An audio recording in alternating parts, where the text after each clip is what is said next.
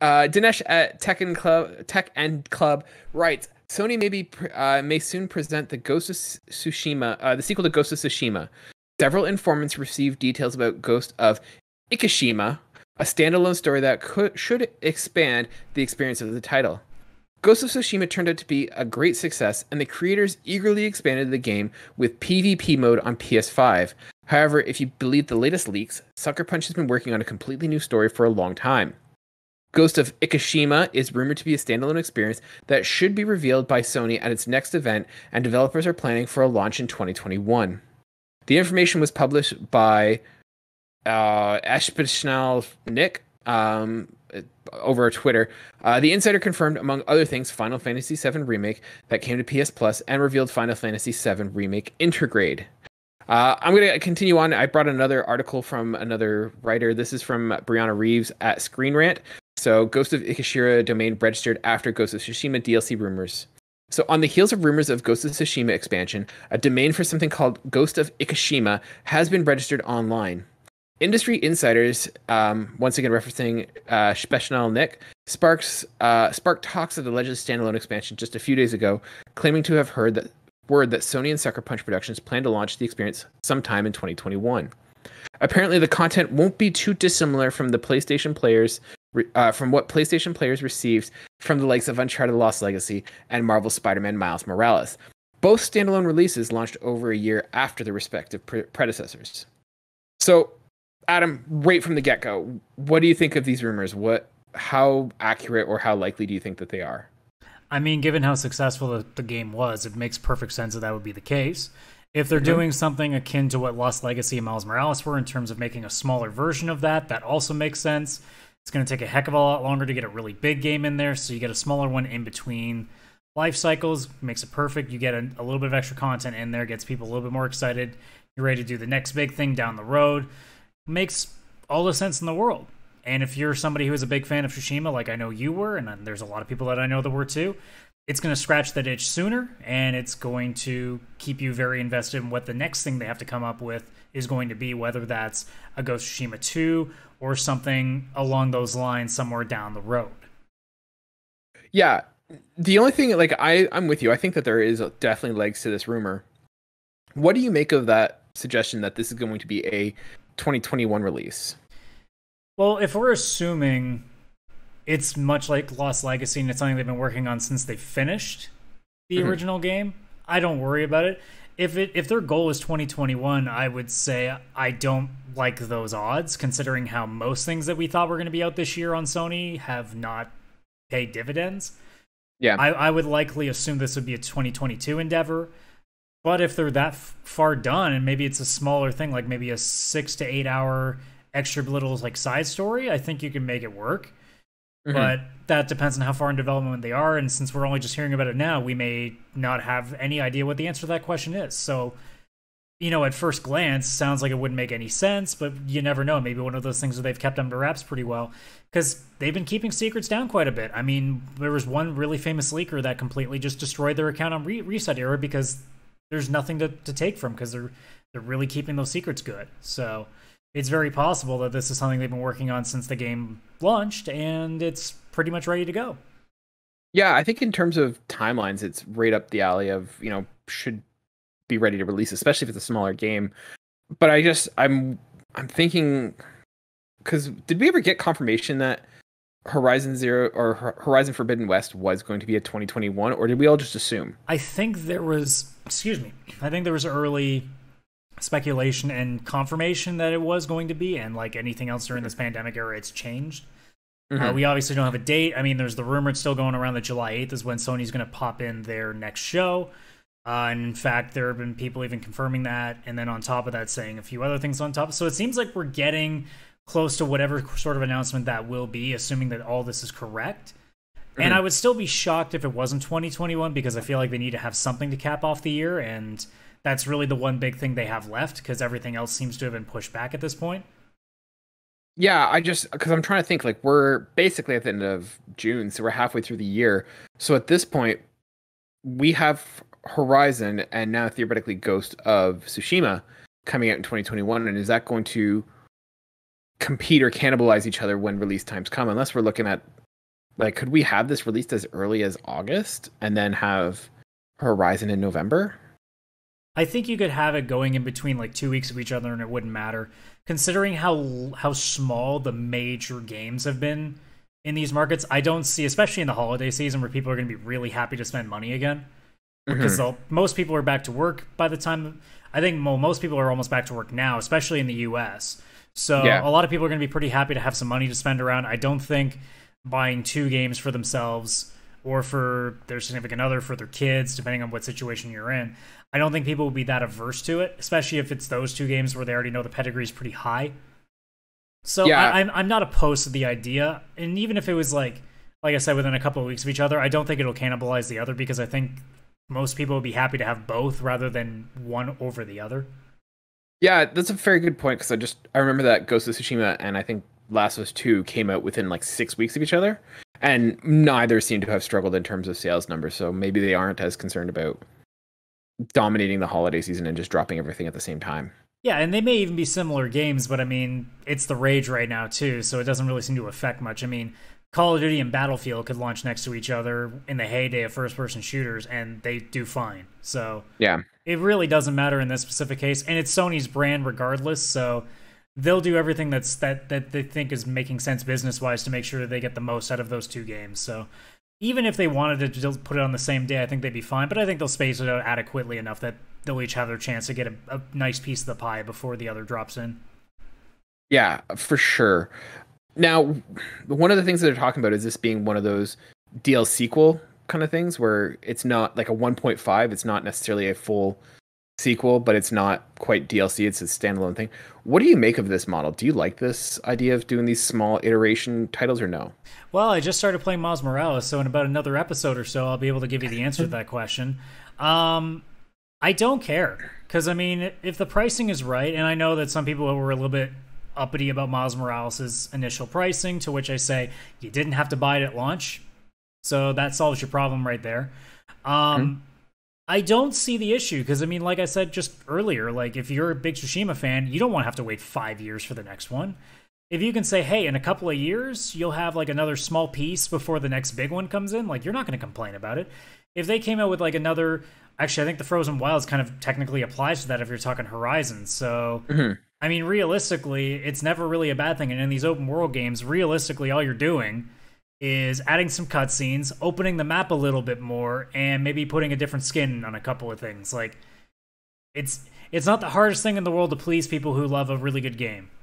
You just give them a little bit more of that really good game, and they're pretty happy about it. I mean, look no further than Witcher fans. Like, every DLC they dropped for The Witcher 3, everybody ate the hell up. They loved it.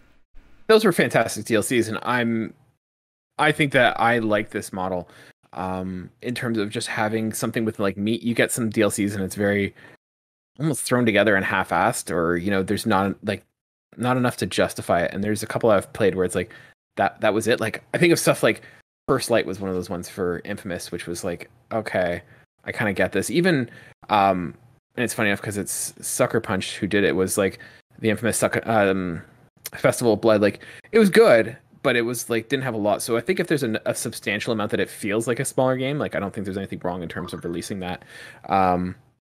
So I think, yeah, I kind of like the DLC sequel kind of strategy that they have.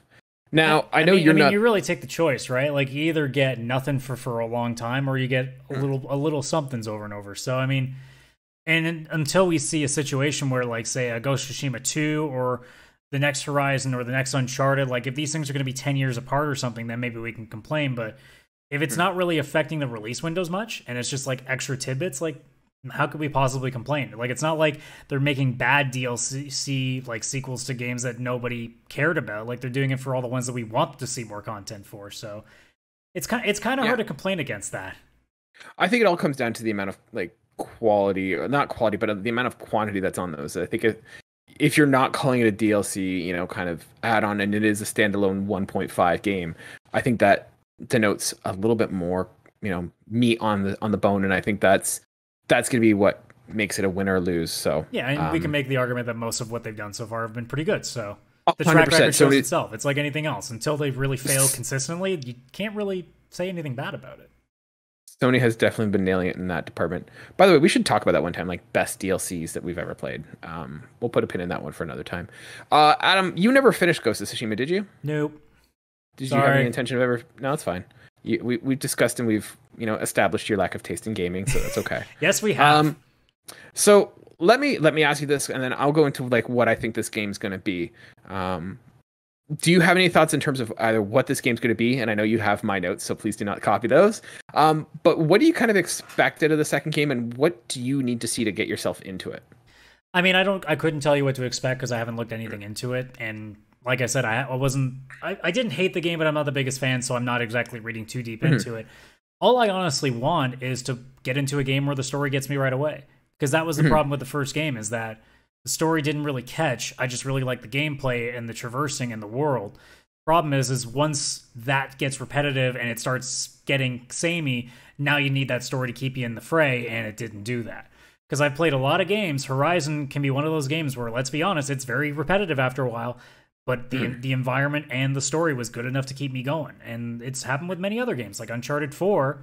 As much as the combat gets samey, the story is good enough that it keeps you going. So it's like that with a lot of these things. You just got to be able to get that extra little bit to keep me in. And maybe it's just because the Tsushima games are a little bit too serious, like they're samurai dramas, right?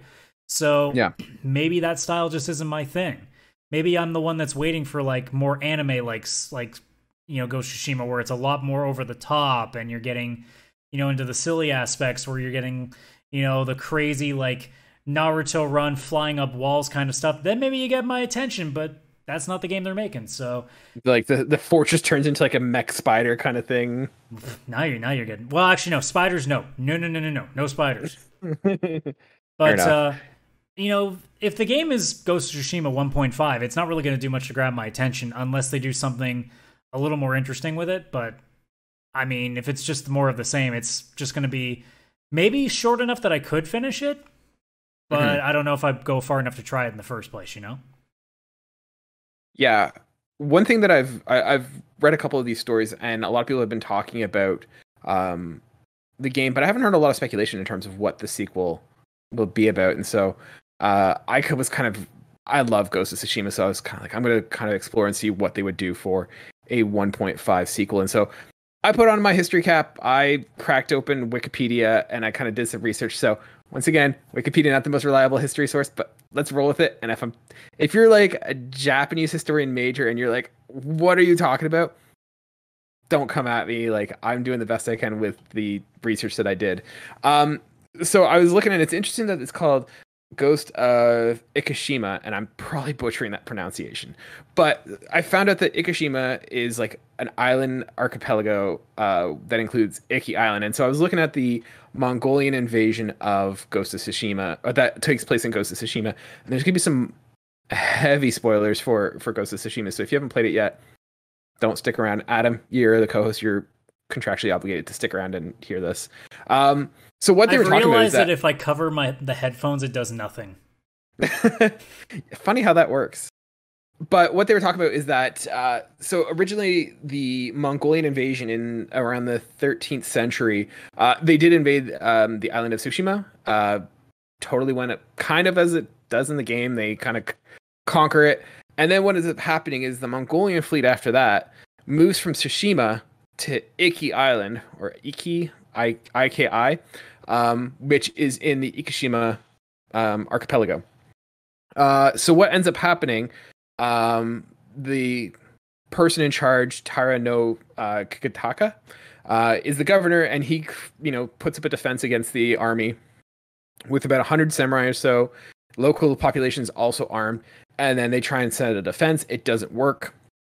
They fall back into the castle, and they get surrounded. What ends up happening is Kagitaka sends his daughter with a trusted samurai by the name of Sozuboro on a secret passage to the shore, where they board a ship and they flee for the mainland. And then they kind of do like a last stand kind of situation. And so I was thinking, like, if I was going to be making a sequel to Ghost of Tsushima, this is exactly what I would probably be doing. And you're going to do the next logical progression within this game. And so what's going to happen is in the final game, or in the end of the game, Jin fully accepts that he is the Ghost of Tsushima. The Shogun or the Emperor or whatever, says that the ghost is a criminal and that they disband his clan. Basically, he's a wanted man wanted for death. So I think what ends up happening is we're going to see this situation where, having kind of pushed the Mongols away from Tsushima, he's now going to go towards Iki Island. And from there, we're going to kind of play out what I just talked about in terms of that Wikipedia breakdown.